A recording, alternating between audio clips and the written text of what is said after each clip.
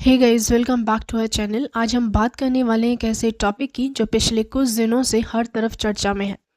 वक्फ संशोधन बिल। ये बिल अब कानून बन चुका है और सरकार का दावा है कि इससे मुस्लिम महिलाओं को उनका हक मिलेगा। लेकिन विपक्ष चिल्ला रहा है कि ये सब सियासी ड्रामा है। तो सच क्या है और वाकई में मुस्लिम महिलाओं का भला होने वाला है या फिर से बस एक और जुमला है ये। इस वीडियो में हम डीप डाइव करते हैं, फैक्ट चेक करते हैं और सच को आपके सामने लाने की कोशिश करते हैं। वीडियो को लाइक कर दीजिए, सब्सक्राइब कर लीजिए चैनल को और बेल आइकन दबाना मत भूलिएगा ताकि आपको हर अपडेट मिलती रहे। चलिए शुरू करते हैं।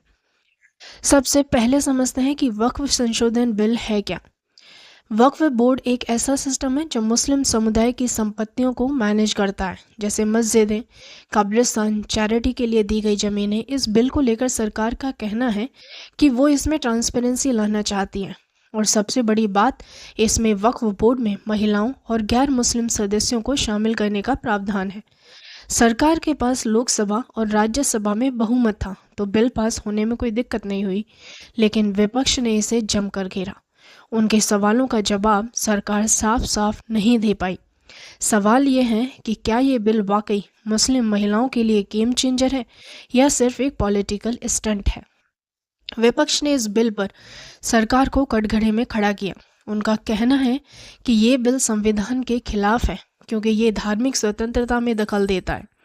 AIMIM के असउद्दीन ओवैसी तो संसद में बिल की कॉपी तक फाड़ आए। उनका आरोप था कि सरकार वक्फ की ज़मीनों पर कब्जा करना चाहती है।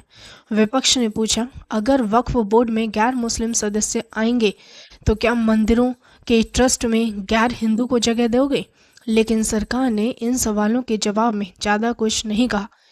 तो क्या विपक्ष के सवालों में दम है या ये बस पॉलिटिकल नौटंकी है? रुकिए थोड़ा, अभी इसकी परतें खोलेंगे। अब बात करते हैं हम इस बिल के सबसे बड़े दावों पर। मुस्लिम महिलाओं को हक दिलाने की बात।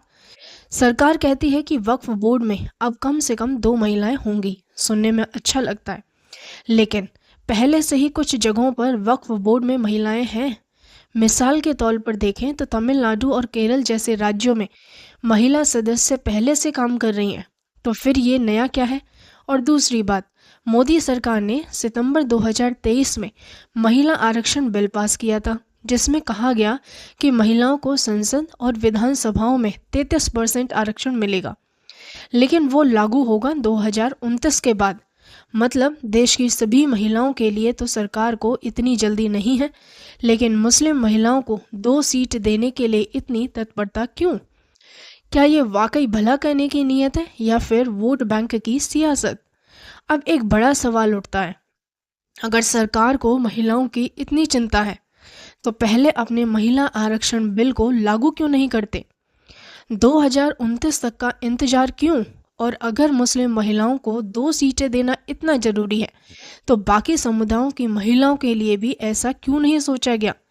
विपक्ष का कहना है कि ये सब मुस्लिम वोटों को लुभाने का खेल है और सच कहूँ तो इन सवालों का जवाब ढूंढना आसान नहीं है। सरकार कहती है कि वो ट्रांसपेरेंसी और इंक्लूजन लाएगी, लेकिन क्या ये सिर्फ दिखावा है? आप क्या सोचते हैं? कमेंट में ज़रूर बताइएगा। चलिए कुछ फैक्ट्स देखते हैं। वक्फ बोर्ड के पास देश में रेलवे और डिफेंस के बाद सबसे ज़्यादा ज़मीन, लेकिन इसका मैनेजमेंट हमेशा से सवालों में रहा है। इस बिल में कलेक्टर को वक्फ संपत्तियों के सर्वे का अधिकार दिया गया है और गैर मुस्लिम समुदायों को बोर्ड में शामिल करने का रास्ता खोला गया है। सरकार का दावा है कि इससे भ्रष्टाचार कम होगा, लेकिन विपक्ष कहता है कि ये वक्फ की आज़ादी छीनने की साजिश है। तो आगे क्या होगा? क्या ये कानून मुस्लिम समुदाय के लिए फ़ायदेमंद साबित होगा या फिर नए विवाद खड़े करेगा? इसका जवाब वक्त बताएगा। ये था वक्फ संशोधन बिल का पूरा सच। क्या आपको लगता है कि ये बिल वाकई बदलाव लाएगा या ये बस एक पॉलिटिकल गेम है? अपनी राय कमेंट बॉक्स में ज़रूर शेयर करें और हाँ, अगर आपको ये वीडियो इन्फॉर्मेटिव लगा तो इसे लाइक करना ना भूलें। चैनल को सब्सक्राइब करें ताकि ऐसे ही इंटरेस्टिंग फैक्ट बेस्ड वीडियोज़ आपके पास पहुंचते रहें। मिलते हैं अगले वीडियो में, तब तक के लिए सच की खोज जारी रखिए और खुश रहिए। Take care.